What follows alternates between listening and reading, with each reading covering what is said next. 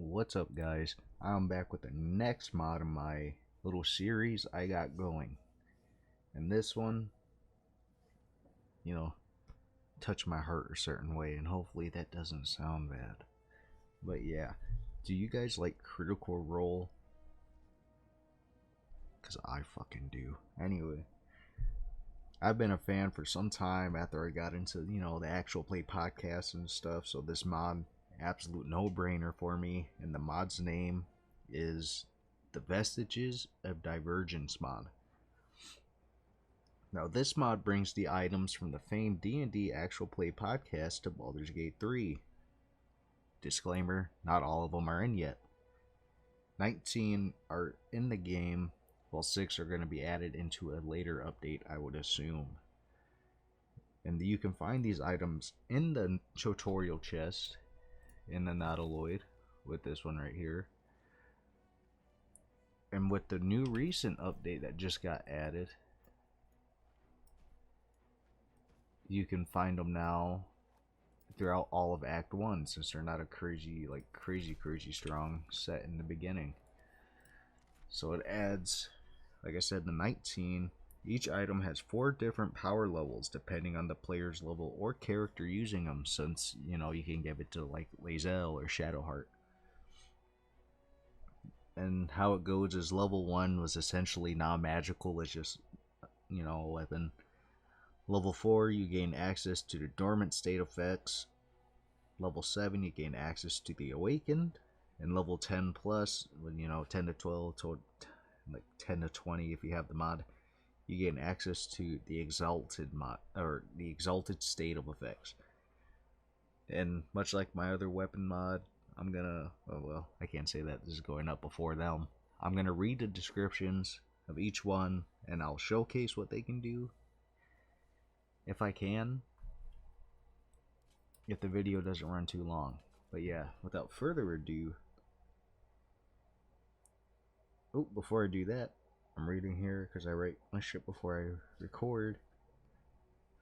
Some of the vestiges have been changed to fit Baldur's Gate 3. Those are going to be in the mod page. I'll link that in the description. It's, the better fit the gameplay than it was for the actual play. I think one of the bows, somebody could see through the arrow, but now you can't do that because it's, you can't do that in Baldur's Gate. But yeah, without further ado, again, here we go. The first vestige, Cabals Ruin.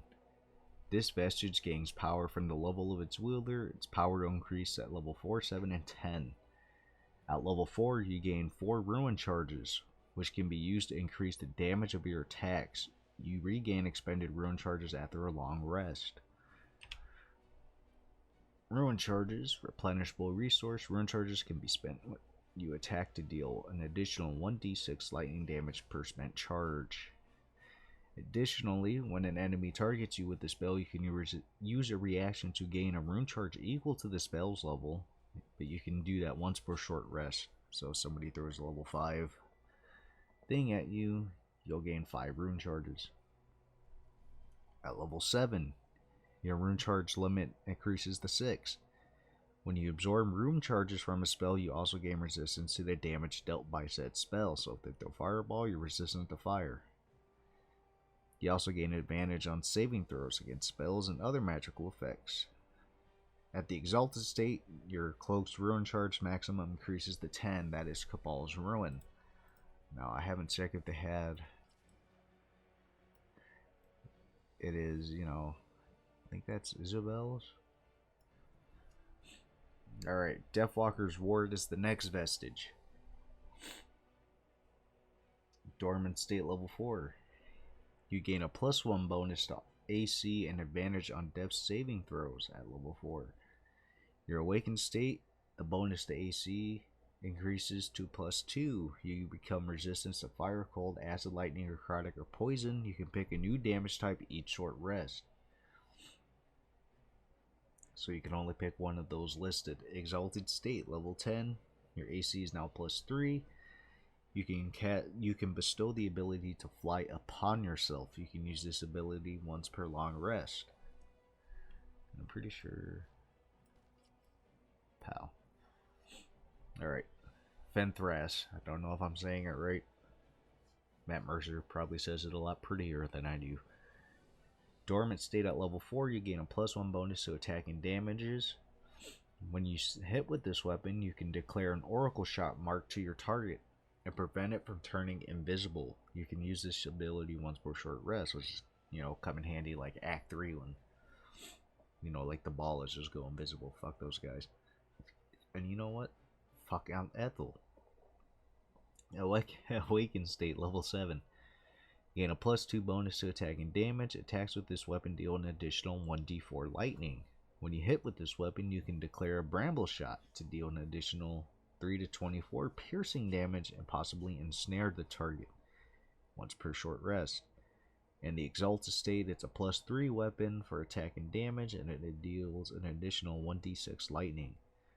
The DC to the ensnare bramble shot increases to 17, and you can now use it twice per short rest, and that is Fenthrass. That looks like your common longbow. Actually, ooh, it's pretty. Alright, Myth Carver. Love this one. Level 1's, or level 4, it's +1 bonus to attack and damage. After targeting an ally with Bardic Inspiration, good for your bards, attacks with Myth Carver have advantage until the end of your next turn. At level 7, it's +2 to attack and damage. And now you deal an additional 1d6 force damage, because, using Bardic Inspiration to affect an enemy gives them disadvantage on their next saving throw. Exalted state, it's a +3 in damage rolls with this weapon. You can allow the sword to overtake you momentarily and use Mythical Assault. You can use it once per long rest. Now, Mythical Assault allows Myth Carver making 4 strikes with it, which is nice. And that's Myth Carver. Plate of the Dawn Martyr. Level 4, +1 to AC, take 1 less damage from all sources. Dormant state, gain a +1 to AC. Oh wait, I just read that one. When you hit with a melee attack, you can use a reaction to rebuke your attacker and deal 1d6 fire damage. So if they hit you, it's a minor hellish rebuke, but it's there. The level 7, the awakened state, your AC is up by 2 and you take 2 less damage from all sources. You gain resistance to fire and you cannot be frightened. So anybody who tries to put the fear in God of you, you just say fuck that. The damage dealt when you rebuke increases to 2 to 12 fire damage. Your exalted state, it's now +3 and you take 3 less damage from all sources. So if they only do 3 damage, you take 0, because fuck the weaklings. You can choose to deal fire or radiant damage when rebuking the attacker. So, once per long rest, if you drop to 0, you regain 1 hit point instead of being down. After triggering this, you can punish nearby enemies with Dawn Martyr's Radiance once, which all enemies within 10 feet take 2d12 or 2d6 fire damage. Can I wear this? Looks cool. Alright, Spire of Conflex. At level 4, you gain 6 Conflex charges, which are regained after a long rest and can be used to cast Burning Hands and Shatter. At level 7, the staff's Conflict charge increases to 9 and can now be used to cast Fireball and Ice Storm.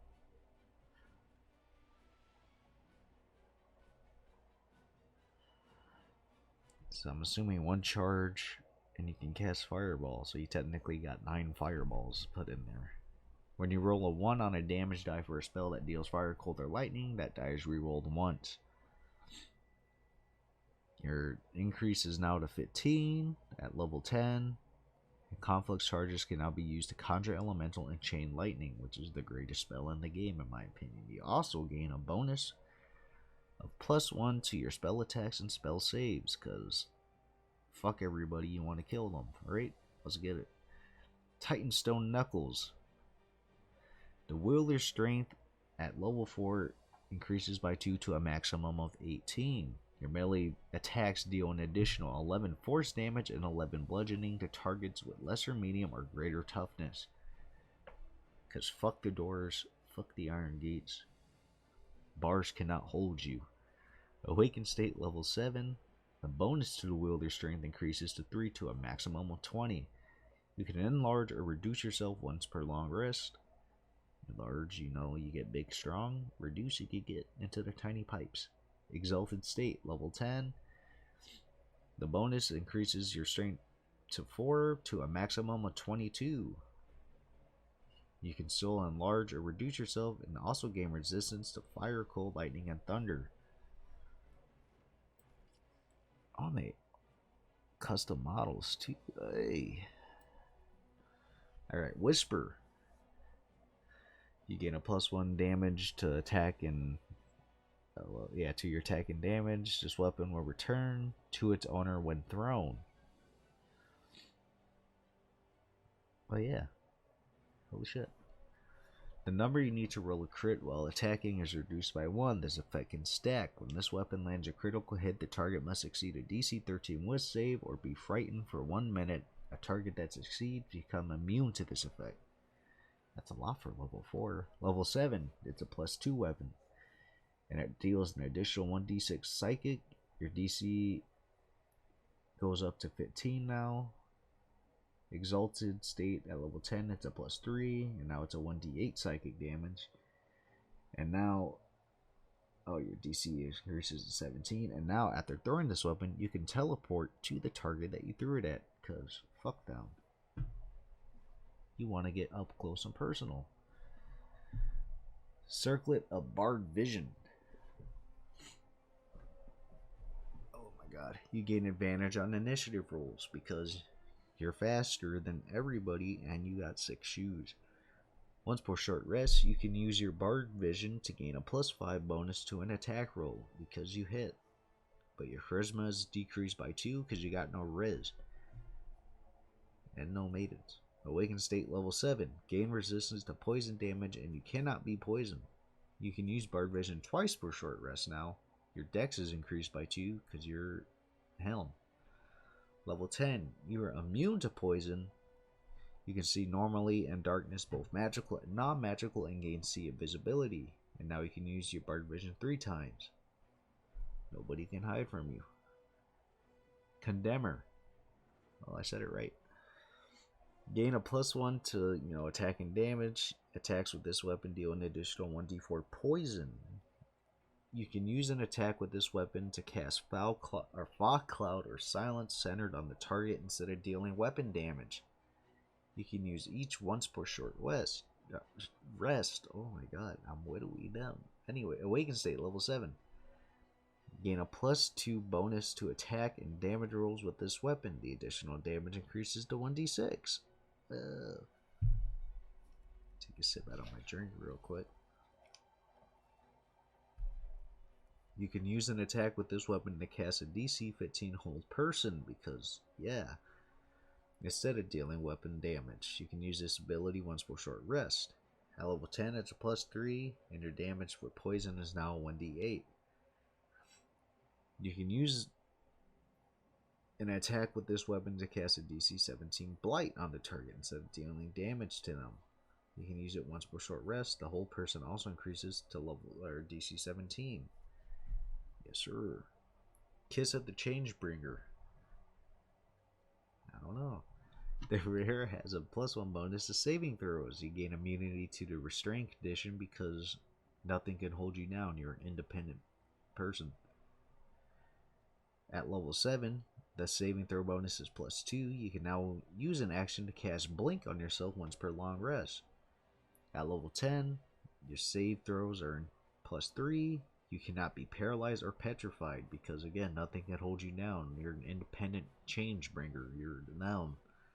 Now, once per short rest, you can gain advantage on attacks, abilities, or saving throws because you are down.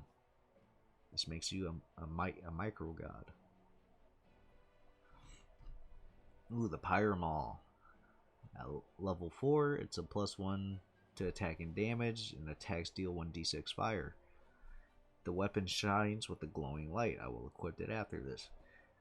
At level 7, you gain a +2 to attack and damage and 1d8 fire for additional damage. As an action, you can use your Pym Mall to cast level 2 Burning Hands with a save of 15. You can use this ability once per short rest. When this weapon lands a critical hit, the target must succeed a DC 15 saving throw or be knocked prone, because fuck no. The Exalted State. At level 10, you gain a +3 bonus to attacking damage, and your fire is now 1d10. And your Burning Hands is now level 3 with a save of 17. The DC 2 to resist being knocked prone on a critical hit also increases to 17. And now critical hits deal an additional 2d10 fire damage. And you get tenacity on your main hand. You deal an additional 10 bludgeoning when you miss. Is this not two-handed? It is. And it does glow with super cool fire. Whoa. That might be helpful if you go to the Act 2. The Star Razor. Yes, Queen. It's a +1 bonus to attack and damage. You gain resistance to radiance damage. So if you decide to be evil and fight the gods, yeah, you can cast a DC 13 Fairy Fire once per long rest. But you know, marks your enemies, they can't hide from you, and you'll get advantage on them. Level 7, you gain a +2 bonus to attack and damage rolls with this weapon. The weapon shines with a glowing light when hit with the melee attack. While Star Razor is glowing, the attacker takes an additional 1d8 radiant. You can cast Sea of Visibility once per long rest, and Fairy Fire DC increases to 15. At level 10, it is a +3 weapon. The damage dealt to the melee attackers while their weapon is glowing is now a 1d12 radiant damage. You can fly once per long rest, and the Fairy Fire DC increases to 17. After being hit with the melee attack, you can use your reaction to gain the ability to use Starlight Step on your next turn. Starlight Step, I think, didn't get changed. I'm not sure. You surround yourself with starlight and teleport to an unoccupied space within 40 feet, 10 feet further than Misty Step. Crazy times.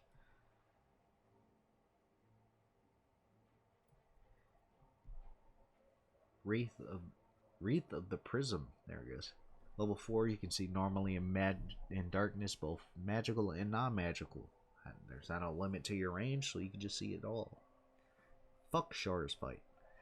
You can use an attack against a level 5 or lower beast, dragon, or monstrosity to force them to make a DC 13 wisdom save or be dominated by you, because you're a Damimami. A creature can only be affected by this ability once, even if it succeeds the saving throw. I have no idea why I said that.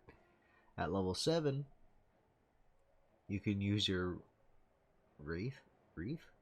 Domination strike on a creature of level 10 or lower, and the DC increases to 15. And at level 10, you can do it on a creature level 15 or lower, and the DC increases to 17. I don't remember what level the dragon is, but you can't use it on Onsor, sadly. Agony. At level 4, it's a +1 weapon. When you deal damage with this weapon, they are marked. It takes an additional 1d6 piercing damage. Marked, I think, is like Hunter's Mark, I would assume. At Awaken 7, it is a +2. The marked target now takes a 1d8, and they also now have disadvantage on Constitution ability checks and saving throws. So poison away, babies. When you kill a target with a melee weapon attack with Agony, you can make another melee attack as a bonus action that turn. At level 10, it is a +3 weapon. It is now 2 to 16 piercing damage, which I think is 2d8. When this weapon lands a critical hit, the target must succeed a DC 17 wisdom save or be frightened. And they are immune to it if they succeed. Does it? Ooh, it is the skull. Nice. Armor of the Valiant Soul.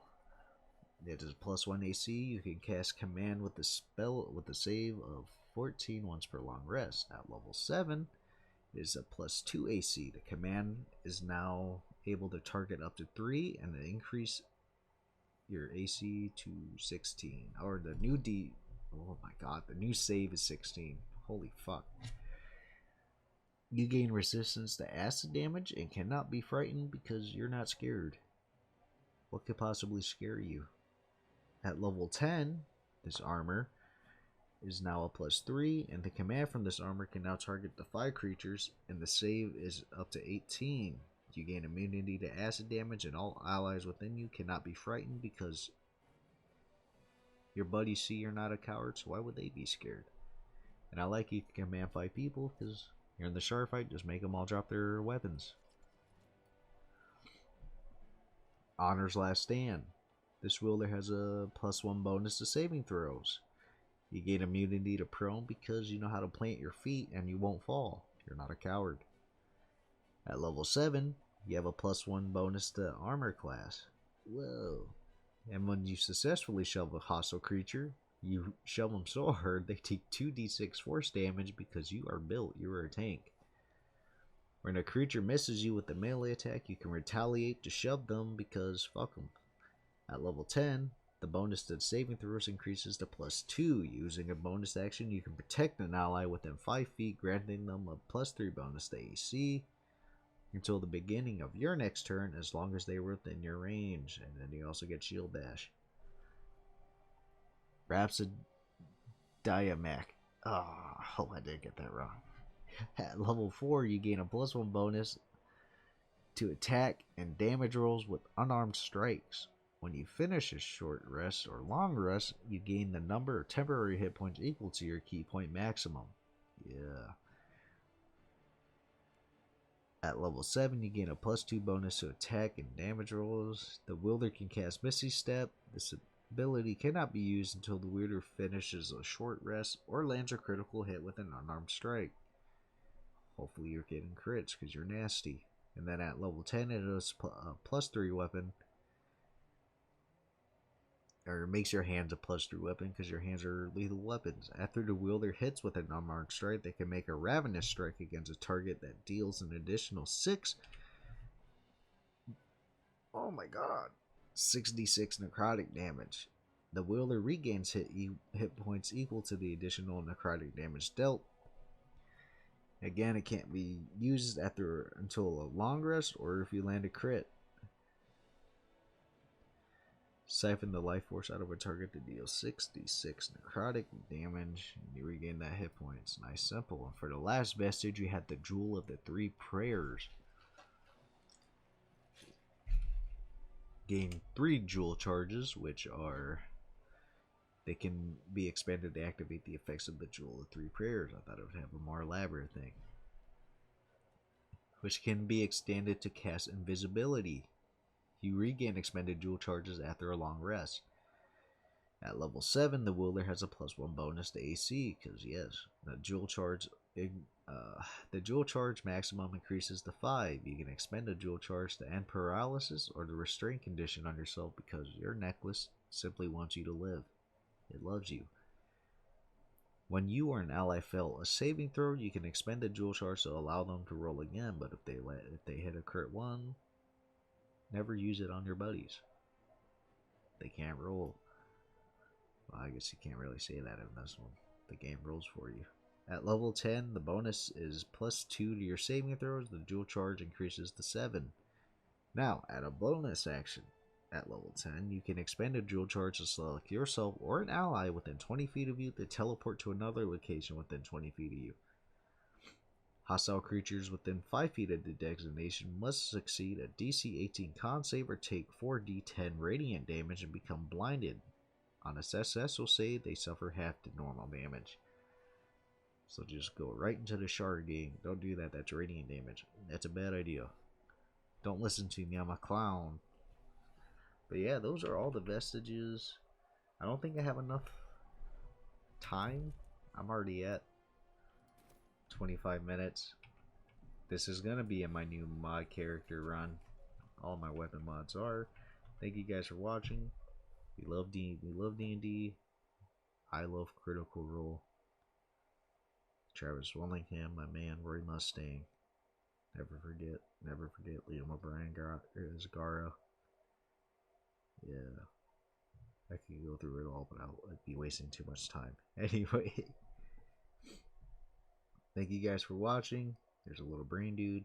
A view is a view, a sub is a sub. If you stopped by just because it looked cool, thank you. Sorry it was a 25-minute video of me just reading it and not demonstrating it. I'm not good at this kind of video concept yet. I'm trying to figure it out. Give me time. Alrighty. See you guys next time. This is going to be my next video after the goth video. Peace out.